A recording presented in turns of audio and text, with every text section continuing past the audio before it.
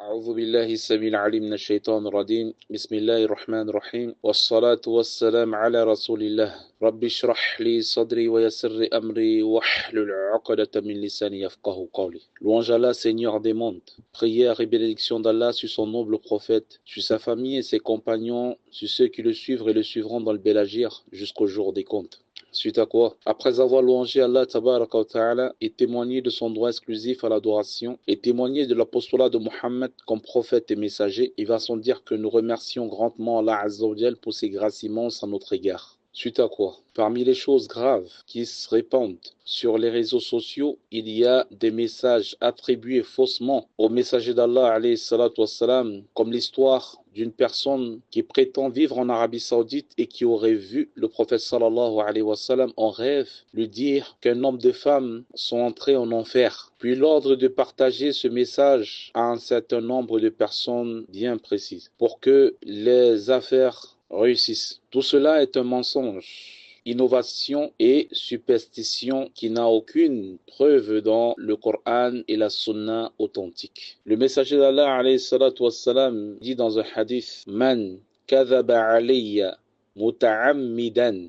falyatabawwa maq'adahu minan nar. Rawah al-Bukhari wa Muslim. Le messager d'Allah alayhi salatu wassalam, il dit: celui qui ment sur moi délibérément, qu'il prépare sa place en enfer. Le hadith a été rapporté par Bukhari et Muslim. Donc, attribuer au prophète sallallahu alayhi wa sallam des paroles qu'il n'a jamais dites est dans un très grand péché. Même si voir le prophète sallallahu alayhi wa sallam en rêve est possible, aucune révélation ne peut descendre car Allah tabaraka wa ta'ala, il n'a pas rachevé sa religion. Le Très-Haut dit: Al-yawma akmaltu lakum dinakum wa atmamtu alaykum ni'mati.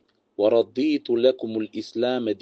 Très-Haut dit avec une traduction approximative dans la sourate 5, verset 3, sourate Al-Ma'ida: aujourd'hui j'ai parachevé pour vous votre religion. Donc, parachevé, c'est-à-dire qu'après le décès du prophète sallallahu alayhi wa sallam, il n'y a plus de révélation. Donc, si quelqu'un vient dire: j'ai vu le prophète sallallahu alayhi wa sallam, comme celui-ci a dit, dans les rêves, il m'a dit tel et tel. On sait très bien, il y a plusieurs hadiths où le prophète sallallahu alayhi wa sallam a visité l'enfer. Mais toi, venu dire que tu as vu le prophète sallam qui t'a dit il y a un certain nombre de femmes. Il a dit 41 femmes. On ne sait pas si c'est 41 ou c'est au-delà ou c'est moins, parce qu'elles ne font pas telle et telle et telle et telle chose, dans certaines choses dont le prophète sallallahu alayhi wa sallam n'a pas mentionné. Donc, il faut savoir que cela est un très grand péché d'attribuer au prophète sallallahu alayhi wa sallam ce qu'il n'a pas dit. Le prophète sallallahu alayhi wa sallam dit dans un hadith: Man ahdatha fi amrina hadha ma laysa minhu fahuwa rad. Rawah al-Bukhari wa Muslim. Le prophète sallallahu alayhi wa sallam, il dit dans un hadith: celui qui introduit dans notre affaire-ci, c'est-à-dire la religion, ce qui n'en fait pas partie verra son œuvre rejetée. Le hadith a été rapporté par Bukhari et Muslim. Il dit également dans un autre hadith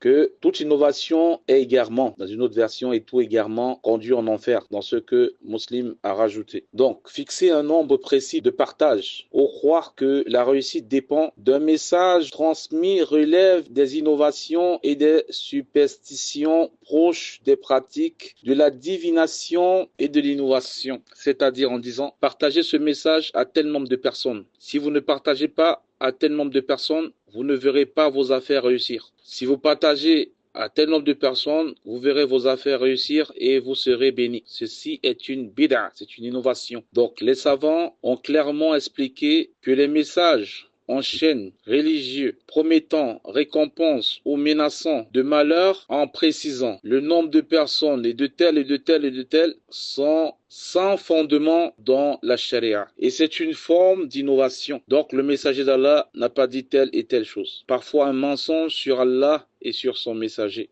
Ils ont donc ordonné de ne pas diffuser ce genre de message. Il est donc obligatoire aux musulmans de vérifier l'authenticité des paroles, s'éloigner des innovations et des superstitions avant de diffuser tel et tel message. Ne diffusez que ce qui est confirmé par Allah dans le Coran, par le prophète dans la Sunna authentique, à la compréhension des pieux prédécesseurs.